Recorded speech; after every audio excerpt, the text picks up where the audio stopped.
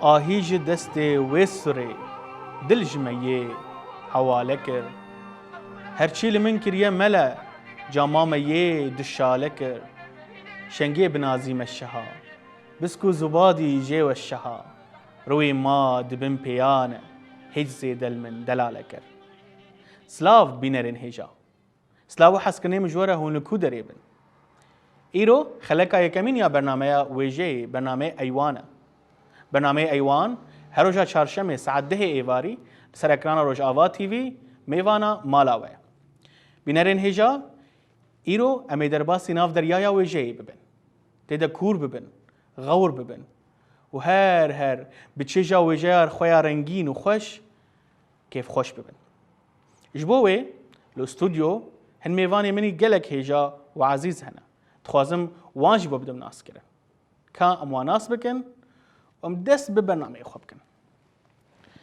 هم بخیر هاتن ما مستین هجا خیر دار ما مستای زانینگاه روزآوا شانو نویس ما مستای بشیر ملا نواف بخیر هاتی برنامه گله کیف خوش خیر دار بن سپاس بو بخوندناو صاوی ما مستای منهل خلف ما مستای زانینگاه روزآوا اندامی کوردیناسیونا دیوانا ویجه و لیکولینه تجی بخیر هاتی باز بگو گله کیف خوشم شخو حواله ممی وانی مجی گو وب نرین خو و هبونا خوشی ما کیف خوش بکن جی چپه و آراس ویان و جواد گله کیف خوشم با مدبونا وجی شخو که گم گوتی امیدناف دریای ویجه ده غور ببن کور ببن امی بیتر بحثا ویجه بکن ام دخوازن به تماشاوان آرا بنگه که خورد ام بحفره دینن داگم قریبا پیپلوک ویجه و هلکشن و دیلانا کرمانی ده جی هلپر کن وکا گود بیجن صوران اتخوازن برم دست پیک جمع مستبشیر از مجاره پیره وکم ما مستا پلاتون دبیجه وجه چته هری خوشکه وجه نینکا جواکه چته هری پاقش و هری خوشی گودر دکوی جناف جواکه او وجه هنجد بیجن وجه پاقش کرنا رحا هند بیجن وجه و هنر و چاند حمیج چقه که گلکی خوشک درد کفن یعنی ام بینن هر خوشک بون بوجه و تیگریدان کام ام بحثا وجه بکن وجه جشکو هاتیه اگر وکا گوتنی جام بگرن دست نفي وجيش كودر كاتيا قال لك سنه بحثت كن وجيج جرستيركا قلاويجي در كاتيا ناف وجه كردي دا لازم افشقا سيراستا تخوزن بتشتفي ناس بكم يادني تو وك كس وك ما مستا وك خبات كاري وجه تشاوا توجات بي تهيس كر تشاج وجه حسكر وجه تشيج بوتا يعني براسي برساويجي برسك دروني آیه درونی گلکی گریدایی و پرسک کبناره ده هر قناغ سردمانده به تایبت کسی انتکلداری به پرسی و دوان قناغ داوی دیجی آیه درون ناساجی و کسی نویجوان لسر پرساویجه گلکی راوستیانه گلکا هولدان کرنه که بخوازن ویجه پیناسه بکن تیخن چارچوبه که استاندارد که بیجن ویجه او یک دو سی لیجبر که ویجه دی پیواژوین خونی کم نارد و حتی روز ایرو پرد قناغان را در باز بودی او قناغ بخواه لگوری جیانا مروبایی هاتن گوهرتن و گوهرتن نممکنه گو مرا کار به پیناسه کم استاندارد دین بیویجه او یک تمام او گلک هولدان چه بو بتایبت از کارم بیجی موک فرانسی جان پول سارتر خواست گوی هولدان هانی بکه او جیب سر نکن لید خطی پاند مرا کار بیجی ویجه دیارده که مروباهی او بخو ویجه هنره او شوی هنری چقدر که هنره وکا گود بیشن قال لك كبنه دیارده که مروباهی به مروباهی دما کو انسان مروف خناس کری و کوم بونی و جواک چه بونه او وی سردمه ده ويجي جيبوان جيان كريبوان ولدي زاي جيبو بينا مراك أريد بيجي ويجي بخطين بانده وكا هستياري وكا حزو بيرو باوريين كو مروباهي بيواجويا جيان آخر درباز بوين وان بماتريال الزمين به او هستیاری خو و حزری خو آنین الزمان دبی چارچوبی دمرا کاری ولو بین الزمان اما ویژه جکواتی دبی واجو ادق بتایبت بی سردمی گو وقت نابلی هاتی کرن د ولاتن روجلات نابین دن بنابی ادب دهات ناس کرن عربا اب بيبا ادب وقف خوندنا سر خوارني عزيمه يعني تكيبه عزيمينه او دوي او نابلی کرن ادب لها کارانی بسردما عباسيادين ويجي بالتايبت هات ناس كرن ده هلبس تيد يعني هلبس باني وكا ويجي نابات لكرن درباسي دنيا فارس ابو دنيا كردا جيبو و تركا جيبو بناوي ادب لاوروبا بناوي ليتراتور جي قلتنا ك لاتيني هاتي او جي بواتيا تيب حرف هاتي قلتن دي الجم يونانيا جي او ويجا بنابكي دي وك هينكرين يعني ايكو زانه بخوين وبنيبسي جبو ما كردان ام بيجين ويجا اب سردن النهدشي وكتشونا ليتراتوري وكتشونا ادبيات دي ويجا زماني زرافاي سوراني هاتي بواتيا والشاه خوش يعني بيبا خوش وشيرين شخواز كان دبر وبيجي درباسكن يكمين هلبس خص شاني سيداي جگر خوين بكم افقو تنجي مرقود وكي يعني شيرتكي جو هلبس ويجا زمان شيرين وبدو خوش يعني ويش تشتا خوشك تشتا خوشكي بدو يعني زمان ويجي نه زمان نورمال زمان كولاني كو ام بهدور دبيدن او زمان كم دبيشن بخشانا نورمال اكو مرو كرين ودانو سندني بيدكي هر ملتكي زماني ويني تايبت ايدانو سندني بس جبو ويجا زماني وي تايبت هينا زمان نورمال نبوي زمان نورمال تاني بساندن جبو ولو آليه ويني آواكريني خود سبيري زماني حري شيرين خود سبير آليه دلنازي وعاطفي خود سبير آليه حزرك دوي دوي ويجي دوي مجاريد هبي تبرسك دبي في جريدا تقول شي يعني يشتري دبي شواته ويجا تشتك روحيه ما بلجي بحث يقربوا تماما او آليوية روحيه يعني شوا انسان لسر چند هيمانا هاتيه آواكرين وك انسان آليه بدنه آليه عقله آليه دله آليه روحه يعني تاني انسان بعقل وبدني نابي انسان ويشاغي ميناي لاورانه جداهيد نابينا مروفا ولاوران ديش خو آليويني روحي وآليوي دلنازي آليه خيالي يدي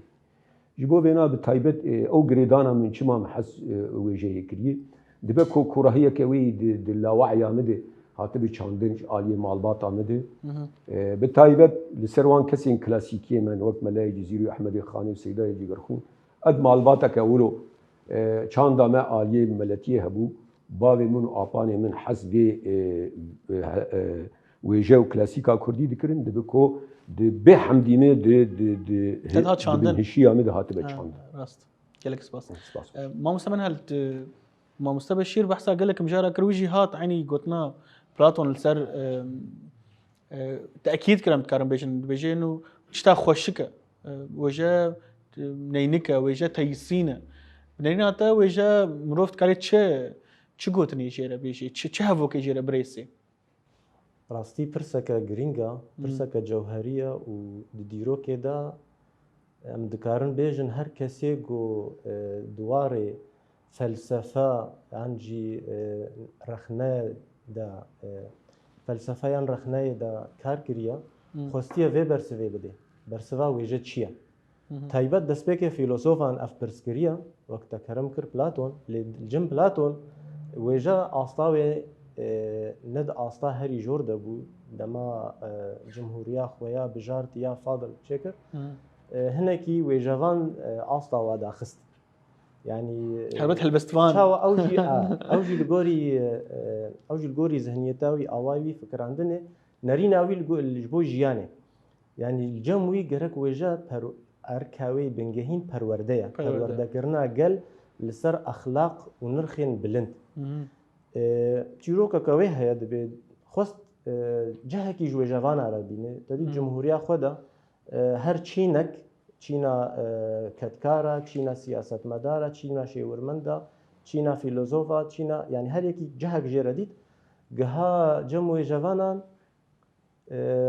جه جوارا ندي راشتا كومك جهلبستا ولوي جوانان قريا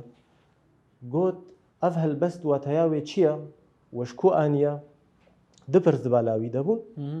هل اسفانجي قرنازن يعني دبي واتا بعربي دبي المعنى في قلب الشاعر دخوازن تمي ولو اصويا كولو مجو دومانك الدوراخو افا بكن دبي جار جاران خداوندا هلبست مر بيادك جار جاران زان مش كودري ما هلبست ورغرتيا اي واجي دغوت اسچ زانم وصاج مر هاتيه بوتن يعني هلبسانا افبرسف جيردا لاوك فيلسوف افبرسفي ولو بيرا درباس نابن او چاخي گود گو مادام هون نزانن هون چه دبيجن و چاخي بهوريام بگوتنا و ناي جهول جمنينا دبگو هون پيفا كي بيجن هلبستا كي بيجن اون اخلاق جواكا گو از دخوازم ابا بكم هون خراب بكن و چاخي دبي او جم يعني باجاري خو قوت عندن وك باجار يعني وك باجار قد نقاشا خود تشيكر ياغو افاكري بله جو خوكي دن رينوي درباري وجايدا بونا بنجه نرين الرخنهي يعني الجوريوي وقت كرم كري وجت هيساندنا ورنج بدانا داستا سيمين ده بله يعني راستي هي الجنة رنج بدانا وراستي داستا بلنديا يعني اخلاق ونرخين سياسي وجا رنج بدانا وجهانا نمونيه جهانا راستي جهانا نموني وجا رنج بدانا ويا فبيسد بلايا وي داخل يالبر ليش بو وجه يعني نزيك بونا دو جبو وجه عند كارم بيجن جدمن كفن دا مروف بري خداي وجه وجه شاخكي هنريا وقت بيجن يرو شاخكي هنريا ام هناك فلسفه دور بكفن ام بهتر ام اليه وجهي وجبونا وجه يعني تشد هله وجه تشي بيبي يعني تش تايبتياوي بنجهينا خوشي خوشكبون وجه پیوا خوش و خوشکا بله هنک گوتنا سودمندی جی لزیدت کن او الگوری پاش خانه یا فلسفی يعني بوچونا وایا ل حمول سر و گوتنه همان فکرن گو وجه پیوا خوش و خوشکا وكما مستجي كرم كر زمانه کی جريزه جودا يعني نظمانه جيانا روجانه گو ام کارتنن جو علاوه بنگهین زمانه او جي هنرا جو افتایبتمندیه کم مروف و مروفونه انسان تمي بري خود ده بيجن كماله يعني هر تشتي دخوازه رنگكي خوشك بديه دما انسان خوارن چه دكي خوارن پيدويا ما به هج بو امزكي خوتر كن امجبو ام هز بگرن ام كاربن جيان بكن لتدبينه ايرو برنگ رنگ ام صفرا خو حاضر دكن ام شكلك خوشك تشيك خوشك خانيه كي اوا دكي جبو ستاري لايرو تدبينه تشي وين اوا كرنا خانيه گله كن جلو برق بوی رنگی جبو گرم کرنه آن کذا تبینه به هزارا لگوری چاندا جلو برق رنگ فمروف دخوازه هر تم تشتکی دی يعني كارانينا كديش دربي كارانينا بنجهين فكارانينا بنجهين يا زمان او تكليا جواكي و جهاندن و راجهاندنه درباس دكي كارانينا بدوبونه يعني تشتكي خوشكبون فزكماكيه ما مستبنريناتا اگر ام بيجن زكماك بس خوشكبونه كم تخوزن هر شتي خوشك ترخن هر شتي بكماليته درخن حتى وقت جو بلاطو جي تبحث كرد تخص بحث بكي تبي باجاري خوي بجارتي ده تخص كمالتيه درختي ده تشتا هري لوكس وكم شيرت بيجن زكماكيه افتشت بمروفارا ام ذكرن بيجن جريداي بيروريا مروفا بيروريا مروفاهيه يعني يا مروفي بخار مروفاهيه يا مروفاهيه دما مروفاهيه دست ببير برنا روشا خو خب كر عندما خناس كر امي فقر مجارد دمام في برس ليكولين بكن امي فقرنا ديروكي هري كيفن يعني بله بهزار صاله لام ناخذ نجم مجاره خي وجه در كيفن دماغو انسان يعني تشاوا بري خدا وجه وقتا انسان دچونی چیره عن الگوری گو دیروکناز دبیجن دمی بری د چاوا اوای جیانه هبو خواست سرپیهاتی خوا تۆمار بکەین سرپیهاتی خوا بدێ نفشێل پەی خوا دریا چیرۆکارە چیرۆک ئافران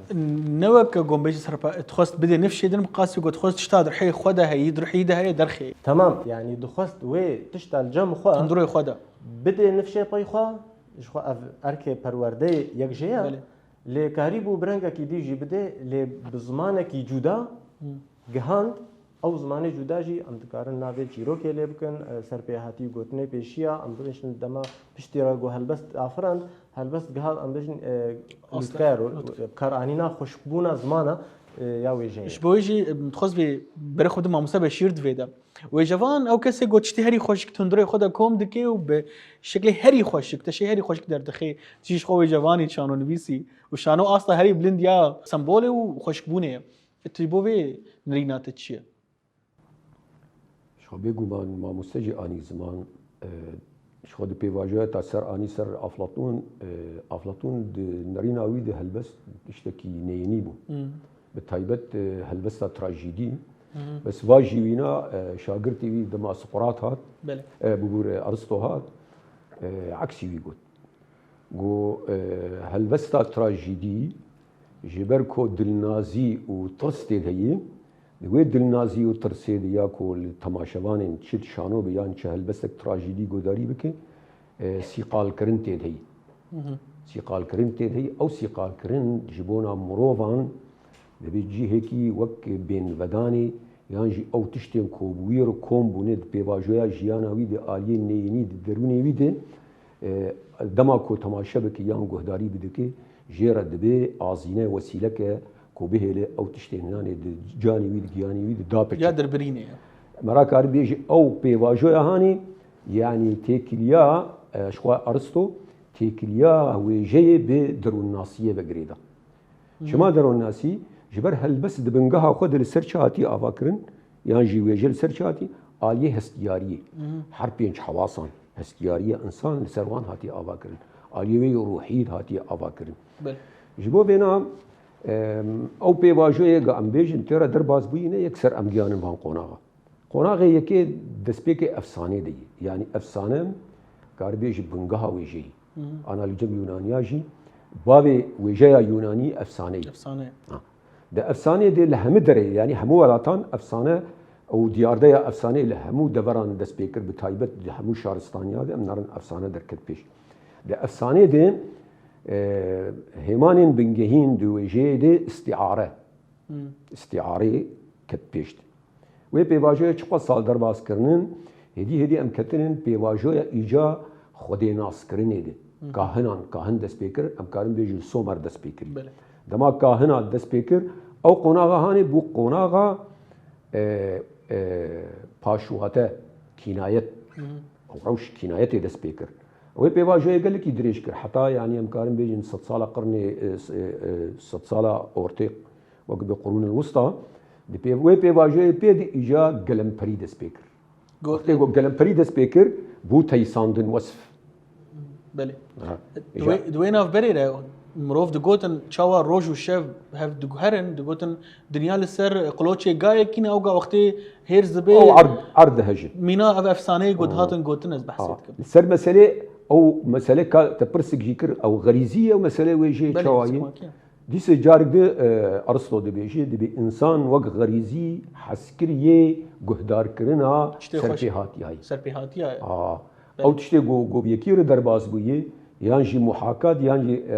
zarîvekirin çima yek tiştekî dixwazî bêje mero dixwazî lê guhdarî bike ka ev çi dibêjî demekê bingeha zarîvekirinê yan jî teyîsandinê yan jî behsa serpêhatiyeke ku dema insan di çûnê çîrê de ew mero karî bêje ew bingeh ew rehê em ne heger nebêjin rehê wêjeyên jî lê wan tiştana koka wêjeyê mero karî bê şîr da û av dawaya û bi taybet ev jî cem dayîkan dest pê kirî baş gelek baş mamsmen hel em behsa girêdana wêjeyê bi civakê re dikin gelekî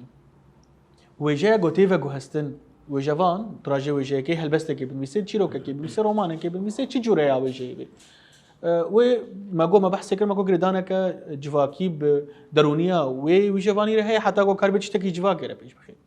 قالوا او شوي قد خوازي بي وجاي خو درخي او تيسيناوي حتى چقاس استي ساره يان گرمه دكاري باندوري هم الجواكي بكي هم جي گوهرتني بكي جخوا وی جوان کسکی نصر بخوایا کسایتا که جواکیه جواكي كنترول كده جواکی درکتیه پرورده خوش جواکی بریه لی پیش بینره کی خورده يعني لبيشيا خو قالك يدبيني برسو برزغريك دما بيشيا خو دبيني دبي زمانه قل جبو چارە سەرکردنا مشکلێ وی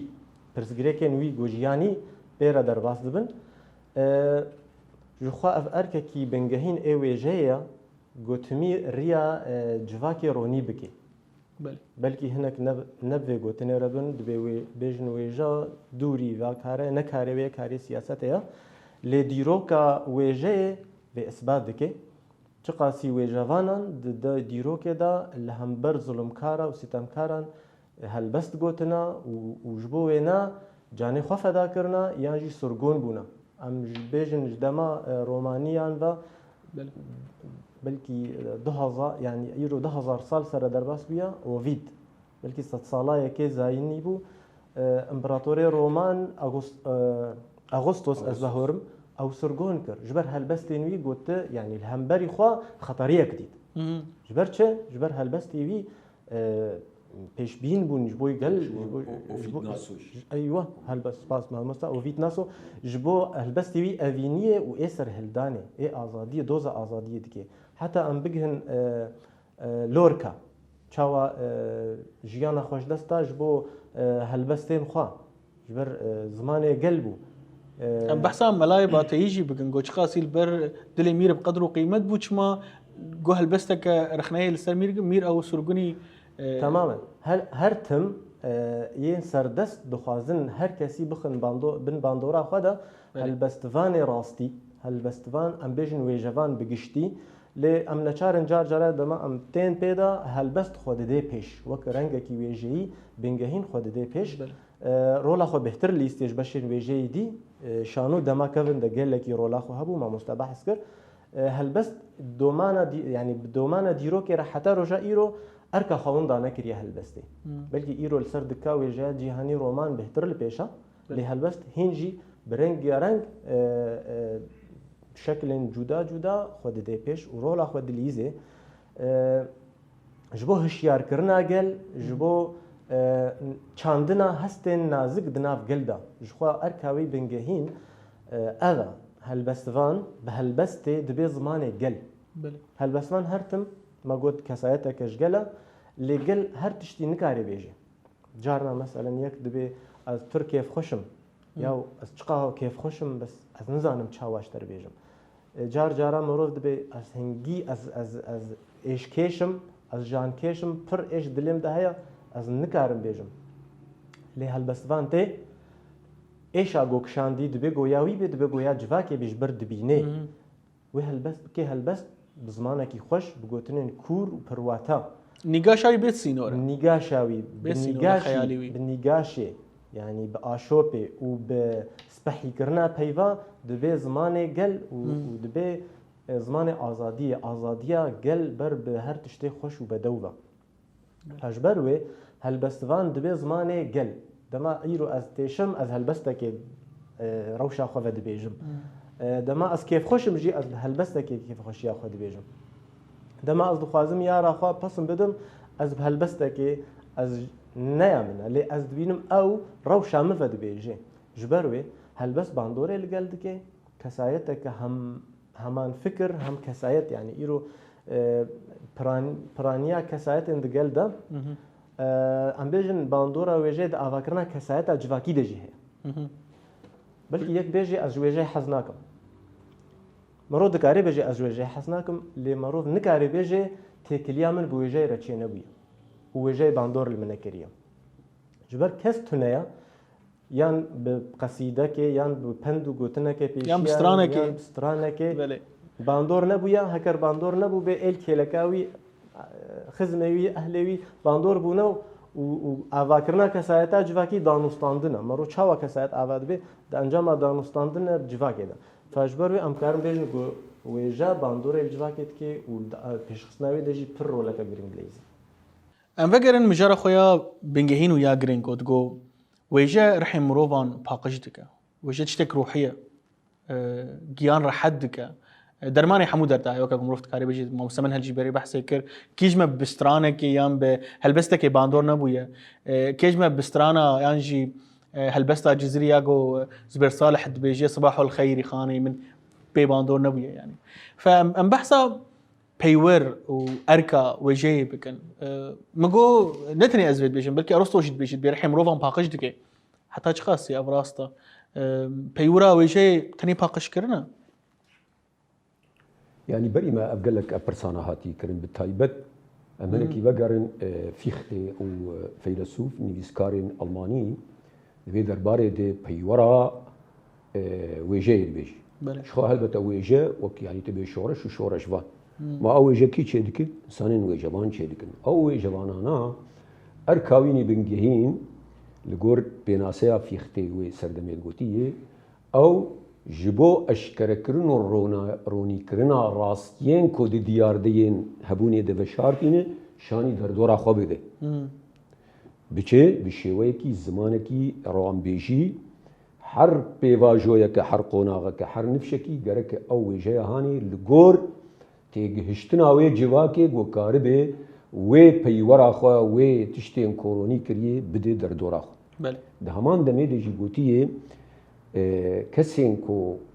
نک بنابین یعنی جلو برگن و جوانیل خو کرنن یا جیبونن و جوان کو به راستیا هانی اشکرنکن او تنی دبیجه دکارن بدن دو نفس خو او بای سری خو لی اوانا ام نکارن نابی و جوانان لوان بکن و دانرا لوان بکن ام تنی کارن ببیجن اوانا کسن دروچین کسن بیناموسن لگور بای سری خو درن وقت ما مسبري أنا قلت أو جلبك هي يعني بالتايبات أو كسين قلت بيجي هنر جبوه هنري الفن من أجل الفن أو بشكل ما زين بالتايبات يعني إيه أو مسألة عليه كابيتاليزم من سرمية دار دخوازين كو هنري جواك جدا بكن مسألة فردي تاكسي لقلكو نيفيسكار يانجي هنرمن تاك كسكي جوي جواكي دمال سر خود بيجي أز بيجومان تلي كولينا لوي أزاوي بكي أو أمد بيجي جبر كولاي جواكي كي بوي جواكي را دخو ودخو إيشو جانين وي جواكي دكشين وجه جواكي دينك تاني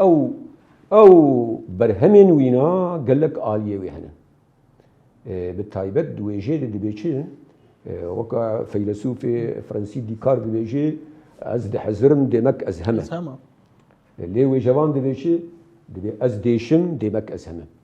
ايشك هي او ايش انا هر جواكي كي جلبي ايشي بشويكي او ايش جبرت نبونا افينيه جبرت نبونا بدوناسيه جبرت نبونا آليه شوي تشوانيا جيانيه اف كاري كي كاري هن نوي جوان و هنرمنداي كوغو بجواكي بدنا سكرين و انا فيختي قوتي روني بك كوغو جواكي ربي بيجي تشتي كوغليت قارن جوار شاني ودد بلك خوش ما مستمن هل ما بحثا وجايا تبعت تجود ناف قوتني خورا وجايا راست وجايا سخت ويهبي يعني تدنريناتا وجايا ندرست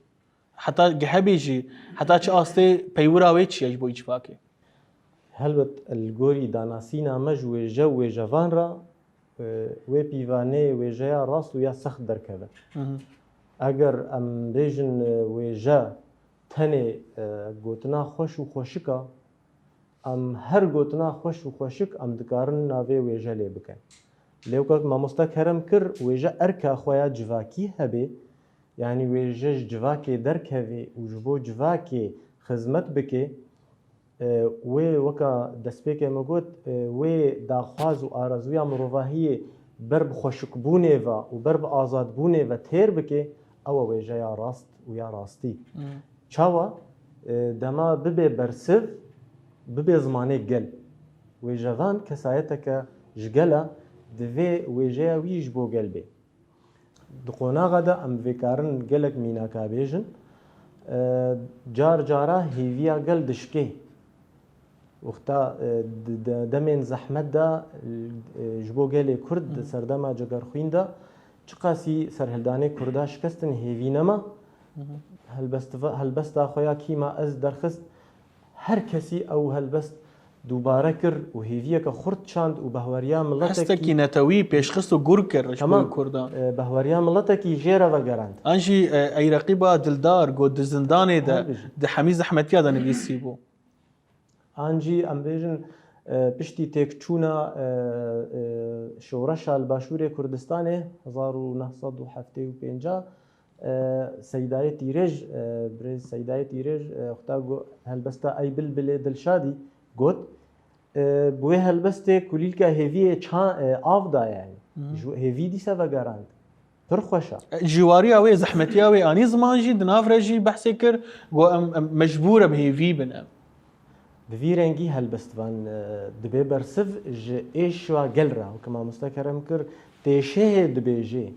دبینه دبی جی جبر وی هلبستوان هر تم نتنه دبی زمانه گل ریا خوشک بونه جیش گل را نشان داده گل جوان تکلین مادی جوان تکلین پراگماتیک جوان تکلین ام بیژن وندا کرنا روانی وندا دکن او تکلی و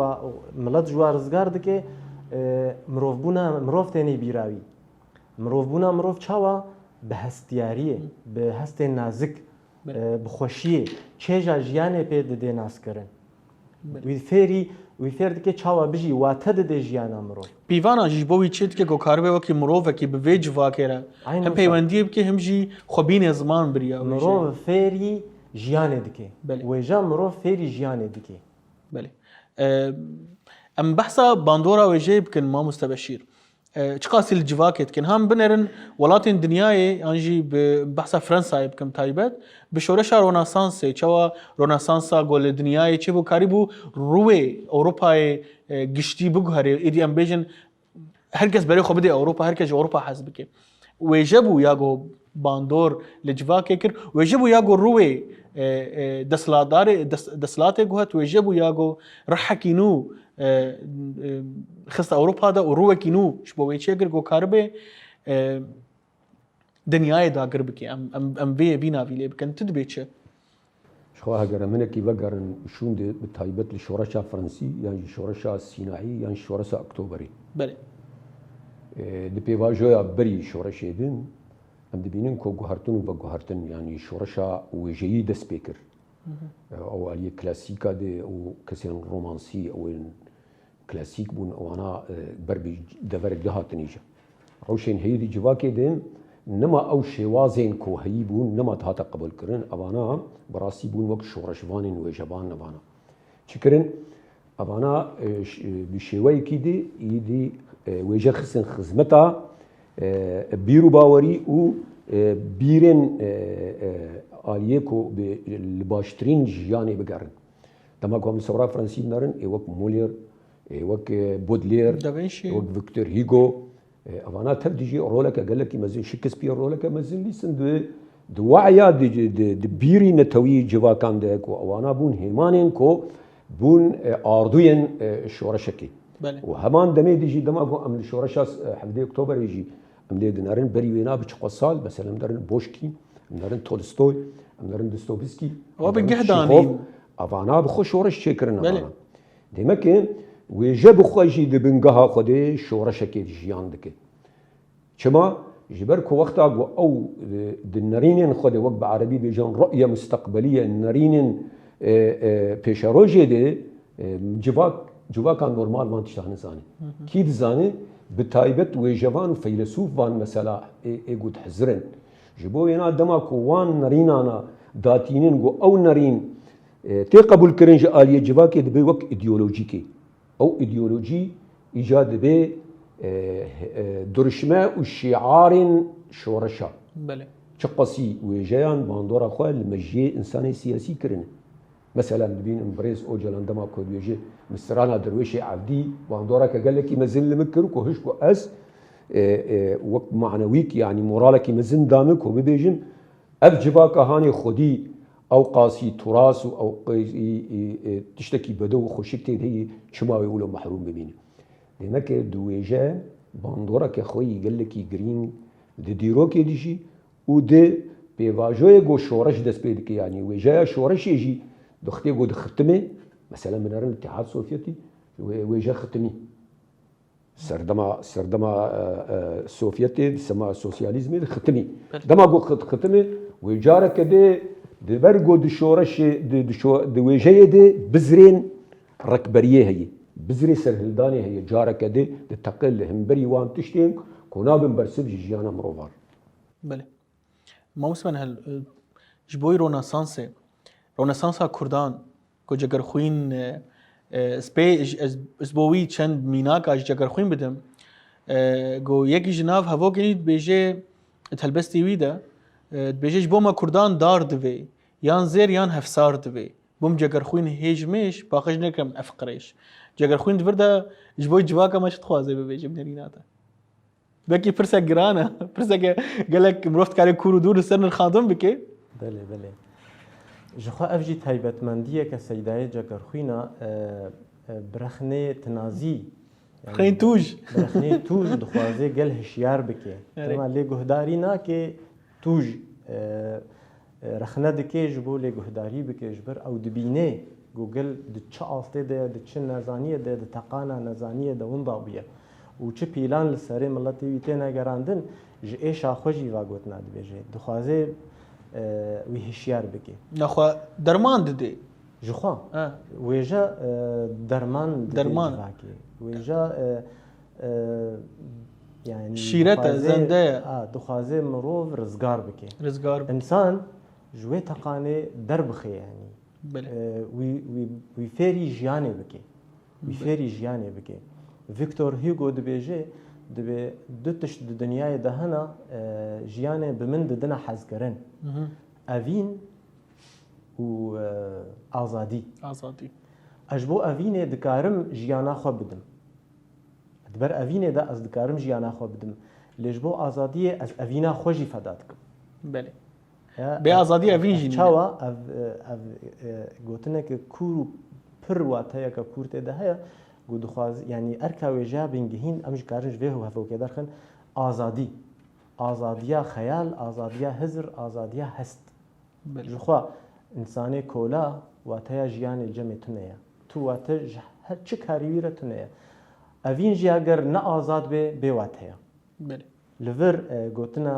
لورکا جی دبیجه دمال بر دیواره گلابارانه او دانین دای بکشن وساقیریا گو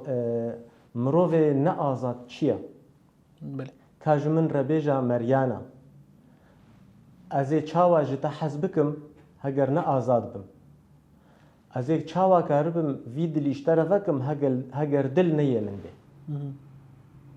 فلبر دیواره گلابارانه لبحثا حس کرنه دکه بلکی بمروف گلکی عجیب واره لویجب ویرنگیه دخلك اوی داویدا بحثا بمجارد که دریا حس کرنه را دریا دخوازه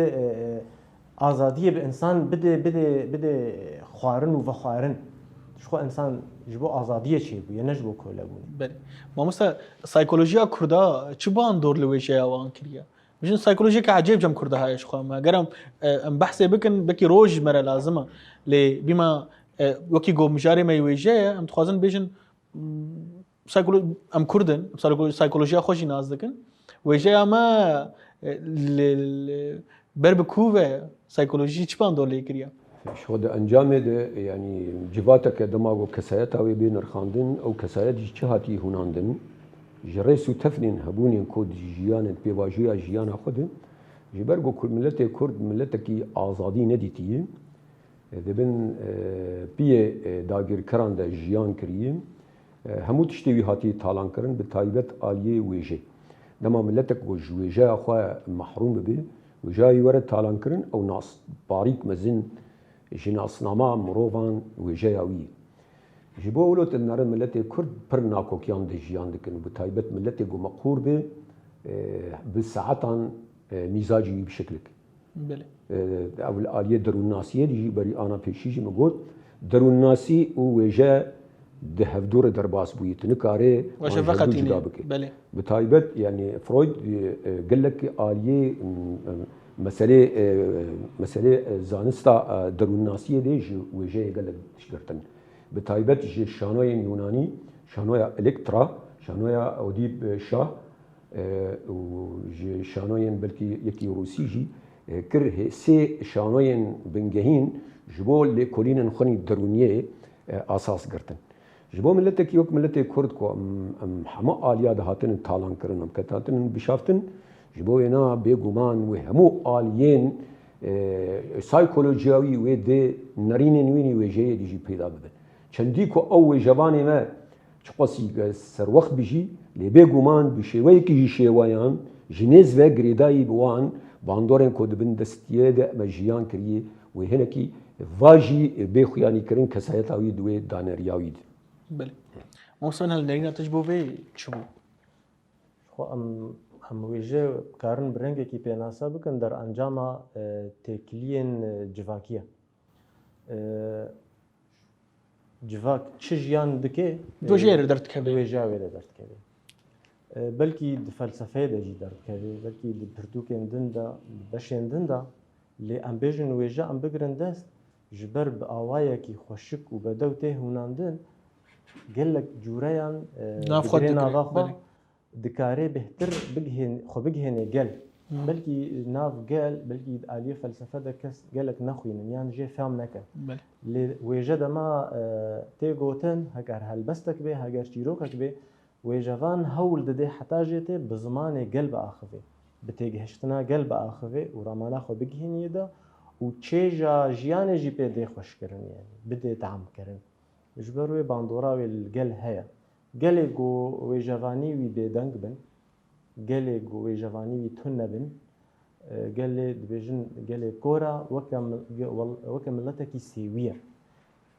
گوتنا سیوی گلک واتیا که خوش و خورته ده هیا جبر سیوی کسی گو به دیو باف پرورده اساسی ده دنا زاروکی و جوان جی پرورده اساسی ده دنا ملت امکارن تایبتی ملت دریا و جیا واره ناس بکن وجاء ملتك أم بخوينن أم دكارن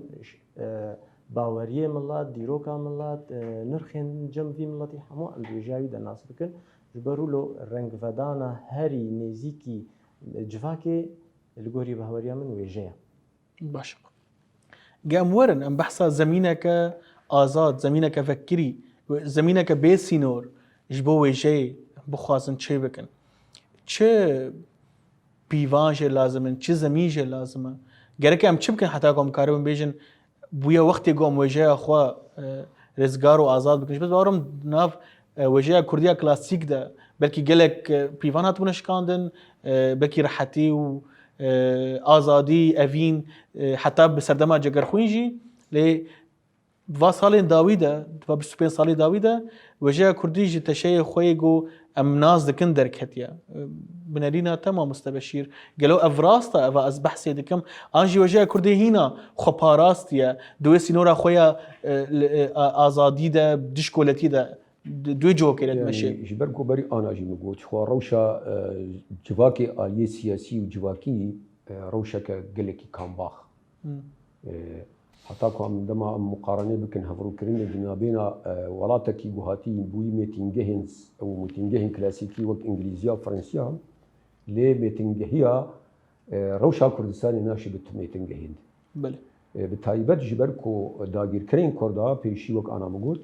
للفلكلور العادات وتقاليد كردا خصن وزمان نوان خصن بله بيغومان وقتي جو ملتك جي وان هيمان بنجهين ورا محروم كرين وزماني وينا نبي زماني پروردي و باندورا خواجي الآلية والوجاية ويناجي بك ليت باوريام دهينجي وك وجاية كردي هين ناس لما خوي راسن نقرتي اللي قالكو تشقصي او مجار وشعفكانيين هيجا ديوان بيباجو انسالي داوود جي كتي روجبا جيانا برخوديريا ملتي كرد دباكو ببا مجارين وجاية كنابنتوي هجر وجوانين كرد جو كاربن بشويكي زانستی لسر اساسی رسنیا کلاسیکیا خواه گو کاربن وان مجارانان بگوده بکن باوریام دوی کاربن سینور خوی نتویجی در باس بکن لهین ام نكتن وقناغا وام او كسايتين بشين بلند شي ببنغو كاربن وان روشين هي بشويكي روان بيجي بشويكي هنرك زراف ومكاربن دوزا ملتي كرد وشاوانيا جيانا وحسكرنا وآزادية ومكاربن بكن بروسيكا ويجي. بله. أظن أزبره بدم جم ميفانه ميل استوديو بون انظام جنرينا كوا برسا كوا هبيج بوي مجارا ما بخوازن تشتكي ببيجن كارن كرم بكن. بله ما مستعرس كرم كن. راستي زنجيني هبو دهندري في خلقه ده تيدا مروشقا وجايا خناص بك امشقا نيزي وجايا خوبن خوشكبونا جيانا قو ام تيدا درباز دبن و دالي وجايا ده امجي وكا كرد راستي نها ام درفتك باش مرهاتيه قو تيدا وجايا ما خورتر ببه و تشيتر ببه امجي في علي دقرك خباتك مزنتر ببه خباتك تشيتر ببه جبو وجه جو ام بيتري ام بيتر وجه خناص بكن ام بيتر نيزي وجه خو ببن تبي وجه حسكر بشتي برنامج راستي بله يعني ام تخازم في بيجن يعني نرين ما مستدد وهلوستي وانده وزلال كرناد وجه ده راستي ما بيتر حس ما بيتر حسكرن شي وجه و ام سباسيا وقت كان سريخ صابي كزين تخازت تشتكي بيجي بلي كرم كجوات دسبيك دي سباسيا وانتكم جسر ابن ريني وان ابدا خواني وان شخويا وك ما مستبشير قوت وجه وجه كرديت خويني طورم بوتا قالك يباش ونقاش يعني حسكرك مجير هي يعني تشقوسي ام بيجي يعني ام ناي وصفكرن شخويا وجه وقت بيجي بيتش افغانيا جواكك يعني جين بيجي ملتكي تشقوسي كستيت كوربي لي جو حتى جو استك جو بخوازه برنگه كدنا بيجن وجه او زنگي كرنا ملتك يانجي جواكيه جواك كسي كو وجه خناس بكناي ونداكرن نرخيوي تي باراستن و ام بيجن يعني دناوا جملتك حتى ملتك دنجي دي وجهتي جداكرن لتشقاس او ملتي او غريداي وجه خوبه وقاسو وجه وي تي باراستن سباس صابي لك سباس شخوا برنامه ور دایی و دیچه راستی منت خواست گوجوات آمجی دایی ببه هر گوتنک بدوره کی بمروفت کار بیجه از گله کیف خوش بوم شانونویس و ماموسته زنگه روجاوا ماموسته بشیر من ناف گوت میوانی من بو از گله کیف خوشم شخود ماموسته منی جی بهش زنگه ماموسته من هالخلف اندام کوردیناتورا دیوانا ویجه لکولینر اجی گله کیف خوشم گوت جی میوانی من بو شخوا هجای گوتنه گو ماموسته بشیرو من هل ماموسته منی زانینگه بون كيف خوشم دي سباسيا أراسو فيانو جوادكم جوجي بمربون ونرين خوجي مرة بارفكرن بينرين هجا مخابن خلق عمل بدري بداويد با هيفيدكم وسودك جي قرتبا هيفيدكم مكاريبو بيتر جورا بحثا وجاي بكن بنجهكي جبو وجاي البر وراخينن مجاري مجالكن هر حفته وكمن قوتي رجا چهارشنبه ساعت 10 بلا شعبي ولا روجاوات تي في با برنامج ايوان ودركبه از قال كيف خوشم جو حتى فيجا في والمنجو هداركر وتماشكر بهيفيا جو هر شاد وبختوار بندجيانا خدا سلاف